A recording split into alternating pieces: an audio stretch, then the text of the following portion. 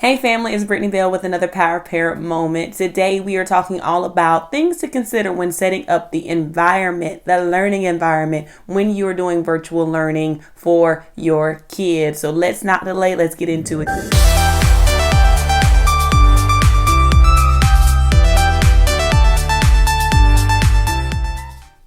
Welcome back to our channel. We're thanking you so much for being with us today as we go into how to really set up the learning environment while your child is in a virtual situationship. Okay. Now, I've been teaching over 10 years now, and I've seen and heard and experienced some crazy things, but none so more as when I had to look into a computer screen and virtually teach students. So I've heard things from loud, weird, questionable sounds to kids and siblings jumping all in screens, pets. I mean, it's gotten crazy. So it was really like the wild west of the educational process. But I want to help you consider some things when you are setting up a learning environment for your child. Now, this could be both for virtual school or for just your homework time when you're at home and it's after school and you want to get a little extra practice in with whatever subject you're dealing with.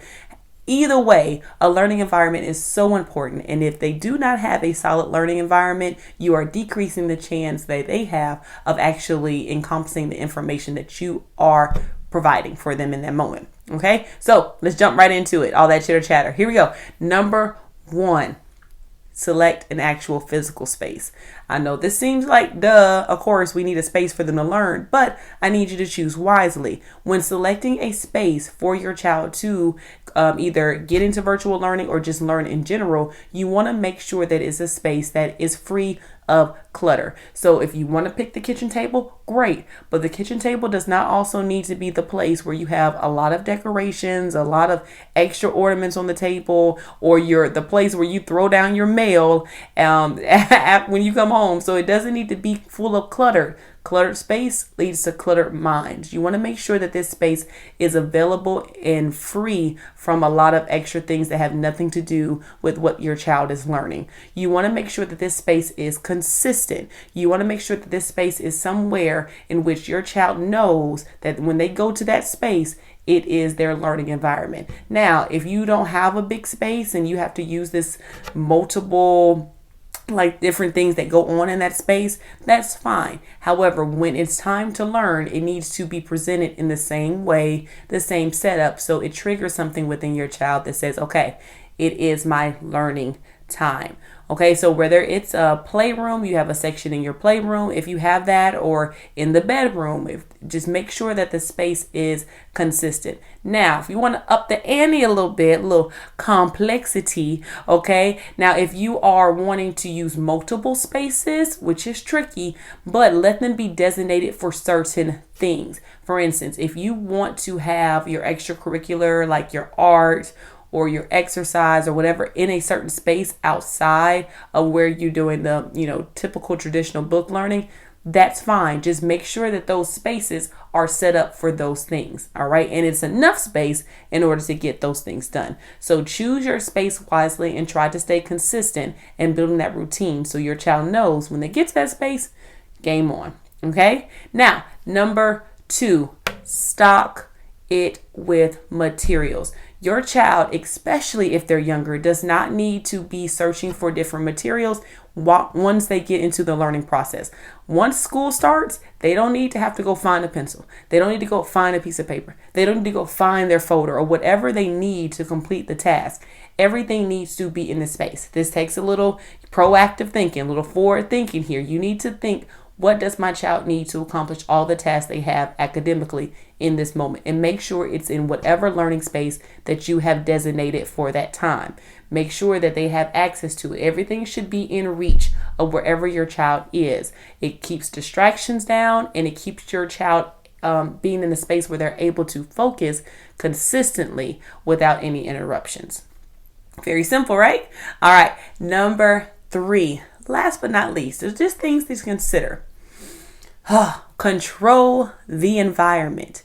Yes. Now, if you are a family with multiple children, multiple age ranges, this could be difficult. So you really have to be meticulous when you're thinking about how to really control your environment. This goes from everything to lighting. There should not be dim lighting. They should make sure there's enough lighting for your child to be able to read or process whatever they are encountering with whatever task they're working on. Sounds. I don't care how much your child tells you, oh, it's so much better when I'm listening to my music. If their music has words in it, think again. All right. Now, if you want to set the tone with some nice instrumental tones that are easy going, easy listening, absolutely. We all do that. I do that in the classroom. But when it comes to words, it really conflicts with their ability to read at the same time as they're processing their favorite song they want to sing to and trying to comprehend whatever they have going on in their academic world. That's a conflict, and that can cause loss of comprehension. Now, if you have multiple age range children that you're working with at the same time, you need to make sure that you are either setting aside space for the other children to be in during that time, or if you want them all to be working together, you need to put them in a space where their conversations are not going to distract them from what they're supposed to be doing. So if you are the tutor in charge at that moment, you are being the power parent and making sure everything's happening. In regards to the environment, you need to make sure that your children are in spaces where you are able to work with each child both individually and be aware of where they all are as a group. I know this is very difficult. For instance, I have a second grader and a pre-Ker. All right, those are two different learnings, right? There's two different learning situations that I have going on. They are not going to be working on the same thing. So whereas I may set my one child up with something that's more electronic and self-serve, like for instance, ABC Mouse or Reading IQ, where the books are being read to them while I'm being hands-on with the other child. Now, one child is being occupied, so I can, reduce the chances that that child will cause interruption to the child I'm working with at that time.